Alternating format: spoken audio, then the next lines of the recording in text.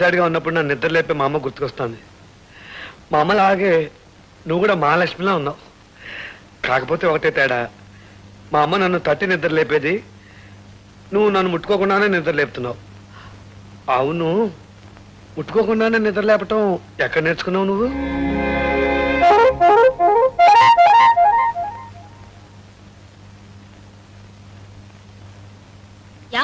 కోడల పిల్ల, నిన్ను ఎన్నిసార్లు పిలవాలి, ఎంత గట్టిగా పిలవాలి? పిలిచి పిలిచి నా నోరు పడిపోయిందనుకో. ముసలాయన తెల్లారుదామని పొలానికి వెళ్ళాడు. ఆయనకు పనేడుతో టిఫిన్ ఏమన్నా పంపించావా? మీ అబ్బాయి గారికి ఇప్పుడే కాఫీ ఇచ్చేస్తున్నానండి. ఇదిగో ఇప్పుడే పంపిస్తాను. ఆ కుంటి వెధవ కాఫీ కాస్త ఆలస్యమైనా పర్వాలేదు. ఆడికేం పని ఆ పాట. ముందు మా అల్లుడు గారిని లేపి కాఫీ ఇదిగో అమ్మాయిని లేపావు, దానికి పొద్దున్నే లేపితే కోపం వస్తుంది. వెళ్ళా. అలాగేనండి. అర్రే అన్ని నా పోలికలేనేవి. రామారా, రోజు పని మనిషి చేత్తో కాఫీ అందుకుని కర్మ కర్మ అని తిట్టుకుంటూ తాగేవాళ్ళం.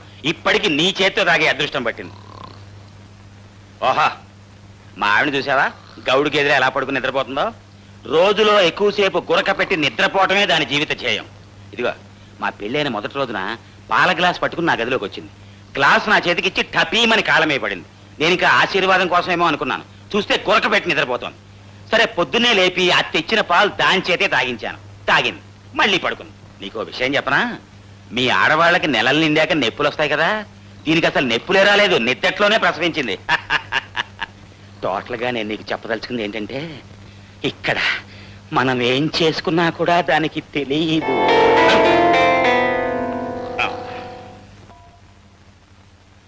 నిద్రమోహమా, కొంచెం అన్నం పెట్టు, ఆకలి మండిపోతుంది.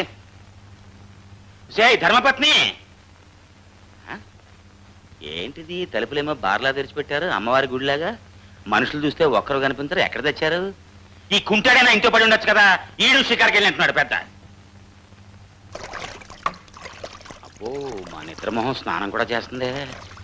ఎంత పెళ్ళమైనా ఒక్కసారి చూద్దాం.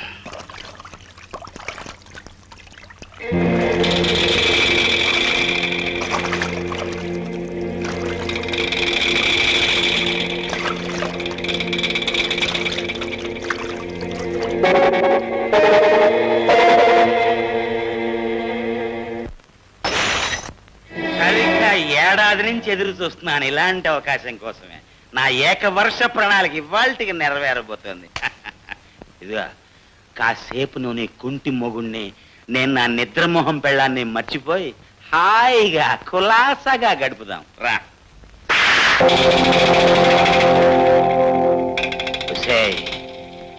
నీ బాబుకి ఎదురు కట్నం ఇప్పించి నీ కుంటాడితో పెళ్లి జరిపించింది ఎందుకు అనుకుంటున్నావే? నాకు అందుబాటులో ఉంటావని. చూడు, నేను ఈ ఇంటికి అల్లుణ్ణి, అంటే ఈ ఇంటికే మొగుణ్ణి. ఇక్కడ నా ఇష్ట ప్రకారం జరిగి తీరాల్సిందే.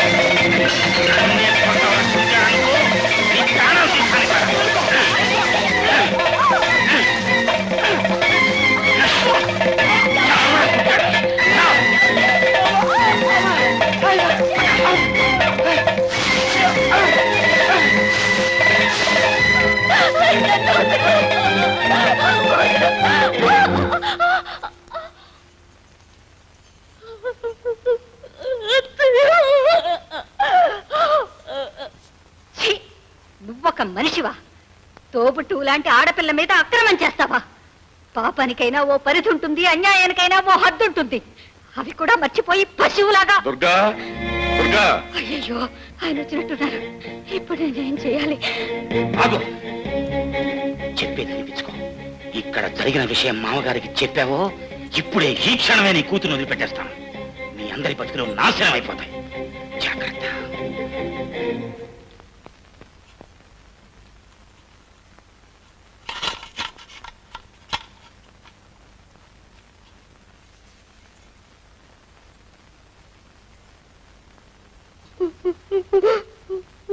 ఎందుకు ఏడుస్తున్నావు అమ్మా?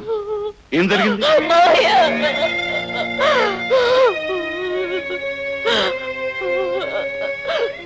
చెప్పమ్మా, ఏం జరిగిందమ్మా?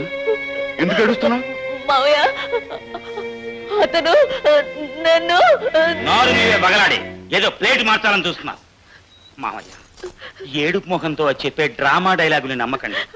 భోంచేద్దామని లోపలికి వస్తే అది నా చెయ్యి పట్టుకుని తన మీదకి లాక్కుంది.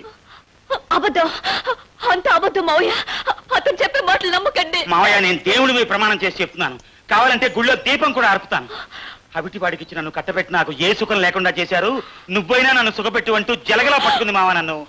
అయ్యో, నువ్వు చేస్తుంది చాలా తప్పు పని. మా బావ నిన్ను దేవతలా చూసుకుంటున్నాడు. మా మామేమో నిన్ను కన్న కూతురులా చూసుకుంటున్నాడు. శుభ్రంగా తిని కూర్చోక ఇదేం పని అన్నాను. అప్పుడు తనేముందో తెలుసా? నా కడుపాకలు తీరుతోంది, బానే ఉంది, నా ఒంటాకలు తీరేది ఎలా కానీ సిగ్గు లజ్జ లేకుండా అడిగింది నన్ను. పోనీ నేను చెప్పే మాటల మీద నీకు నమ్మకం లేకపోతే మహాలక్ష్మి లాంటి అత్తయ్యని అడుగు మామ. మాట్లాడవేమే? ఏం జరిగిందో చెప్పు. లేదు మావయ్య, ఆవిడ అబద్ధం చెప్తుంది. నేను తనకేమి కాడిదానని, నేనేమైపోయినా పర్వాలేదని ఆవిడ అబద్ధం చెప్తుంది. మీరు నమ్మకండి, మీరు నమ్మకండి.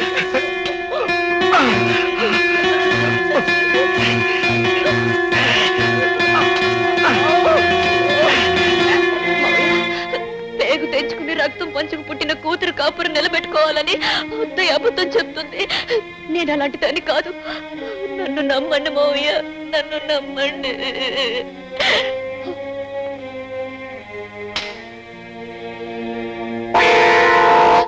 ఏమండి, ఏమండి, మీరంతా చూశారు కదా, చెప్పండి. మీరైనా జరిగింది అట్టో చెప్పండి. నేను తప్పు చేశానని వీళ్ళంతా అంటున్నారండి.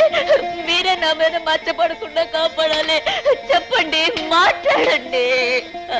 నాన్న చంద్రయ్య, ఇక్కడ జరిగిందంతా నువ్వు చూశావని ఆ అమ్మాయి చెప్తాను. అసలు విషయం ఏంటో నువ్వు చెప్పినా అంటే నీ బావు చెప్పింది నిజమేనన్నమాట. నిజంగానే ఈ దౌర్భాగ్యురాలు. ముందు దాన్ని ఇంట్లోంచి బయట పంపించి.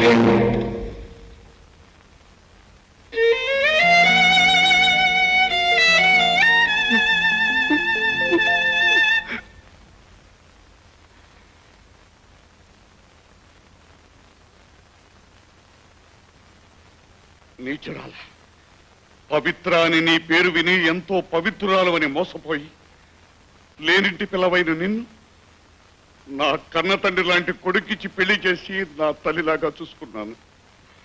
కళంకమైన నీ జీవితాన్ని మా ఇంట్లో గడుపుతూ మా అందరికీ కళంకం తీసుకురావద్దు. మెడబెట్టి బయటికంటే పరిస్థితి మాకు కల్పించకుండా